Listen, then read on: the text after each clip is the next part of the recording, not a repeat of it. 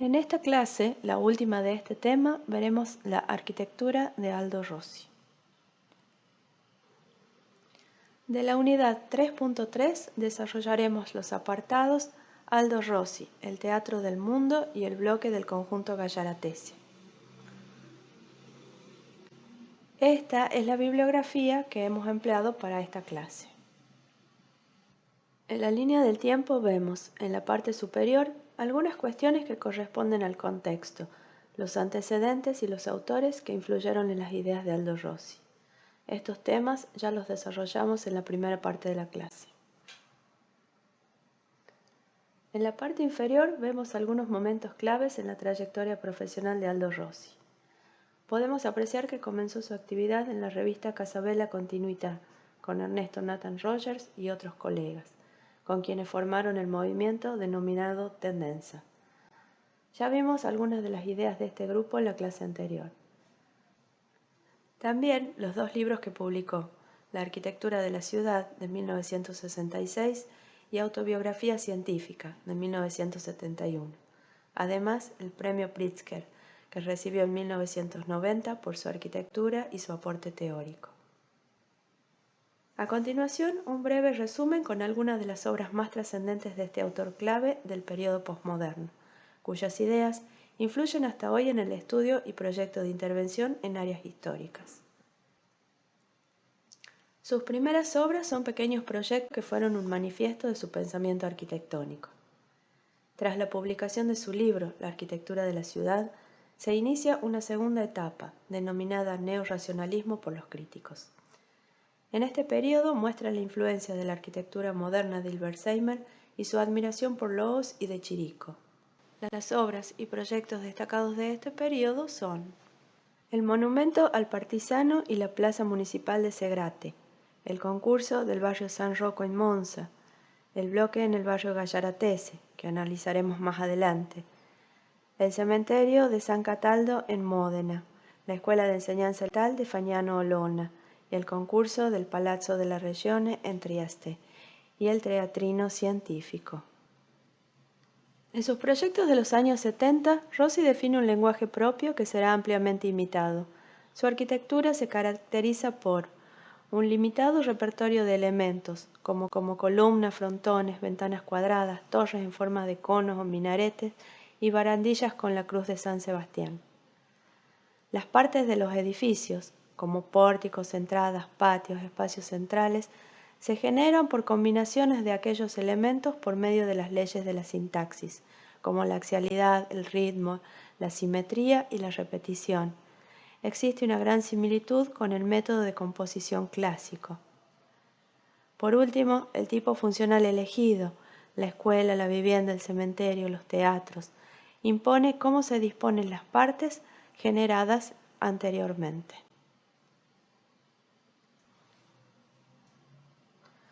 Ahora veremos el bloque en el barrio Gallaratese, construido entre 1969 y 1970.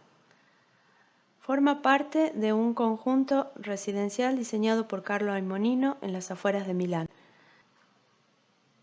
En las imágenes pueden verse los tres bloques que diseñó este último, que se ubican en forma de abanico formando dos patios principales. El bloque de Rossi se ubica paralelo al bloque central. Hay un marcado contraste entre el bloque de Rossi y el resto del barrio, tanto por los materiales empleados como por la morfología. El primero presenta una volumetría simple que destaca frente a la complejidad de los volúmenes aterrazados de Carlo Aimonino. A continuación vemos las plantas baja, entrepiso y planta tipo del bloque. La planta baja libre homenajea a la arquitectura sobre pilotis de Le Corbusier. Rossi adoptó un tipo arquitectónico, el bloque lineal organizado por galerías, que responde tanto a la tradición lombarda como al modelo de calle interior elevada de los Smithson, que Rossi menciona en la arquitectura de la ciudad cuando analiza el problema tipológico de la residencia. Morfológicamente, el edificio es un solo volumen simple, formado por dos prismas puros yuxtapuestos. Al prevalecer la longitud sobre las demás dimensiones y por la marcada horizontalidad que produce la línea de aberturas, se enfatiza el carácter abstracto de esta arquitectura. El uso del color blanco, la ausencia de ornamentación, la volumetría simple y abstracta le proporcionan un carácter moderno que entronca con la abstracción de la nueva objetividad de Hilbersheimer, evocando también la arquitectura de Adolf Loos. Por esto se la calificó como neorracionalista. La planta baja libre homenajea a Le Corbusier, pero además recuerda a las pinturas metafísicas de Giorgio de Chirico, por su abstracción y los notables contrastes de luz y sombra, al tiempo que evoca las veredas aporticadas de las ciudades del norte de Italia. Aquí se verifica claramente su mecanismo de la analogía. El método de diseño de Rossi se basa en la composición clásica.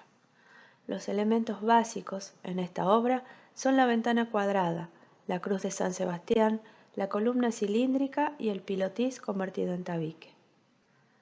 La repetición de estos elementos genera las diferentes partes del edificio. Ciertos elementos muestran situaciones especiales en el interior, como las dos gigantescas columnas cilíndricas y una junta de dilatación, que marcan el acceso principal y enfatizan el desnivel del terreno, o las grandes ventanas que indican la presencia de los núcleos de escaleras y las barandas que señalan el entrepiso comercial. A continuación, les dejo otras imágenes de esta obra. En los 80 produjo obras más eclécticas, vinculadas a la tradición tipológica y formal preexistente en el lugar. Abandona las citas de estética moderna, introduciendo recursos figurativos e historicistas para crear una obra a la vez autobiográfica y colectiva, con elementos científicos y poéticos al mismo tiempo. El mecanismo de la memoria histórica y colectiva, a través del arquetipo y la analogía, permite que el usuario pueda referir lo nuevo a lo ya conocido. Algunos proyectos destacados de este periodo son el Teatro del Mundo, el Centro Comercial Torri en Parma, el Centro Direccional de Perugia y los conjuntos residenciales de Berlín.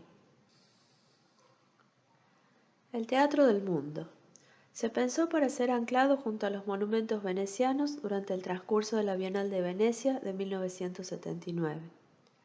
Como referencia histórica, remite a las construcciones festivas y efímeras, a pabellones flotantes llamados Teatri del Mondo, que eran baldaquinos circulares rodeados de columnas. Recurre a la analogía y, por medio de este recurso, a la memoria colectiva. Su coronamiento evoca las cúpulas y torres de Venecia, por el uso de la cubierta piramidal y los elementos ornamentales, como la esfera y el banderín. El teatro consiste en una sala con el escenario en el centro. Las gradas se distribuyen sobre dos de los lados en la planta inferior, mientras que en las superiores unas galerías balconean y permiten acomodar más público. Siguiendo su método proyectual, Rossi opta por una reinterpretación del tipo teatro isabelino. La morfología es más compleja que en el ejemplo anterior. El volumen principal está formado por un prisma de base cuadrada, coronado por un prisma de base octogonal que culmina con una pirámide rematada con una esfera y un banderín. Dos volúmenes prismáticos laterales contienen las escaleras. Este ejemplo marca el alejamiento de la estética neorracionalista, con un mayor énfasis en los elementos vinculados a la memoria del lugar.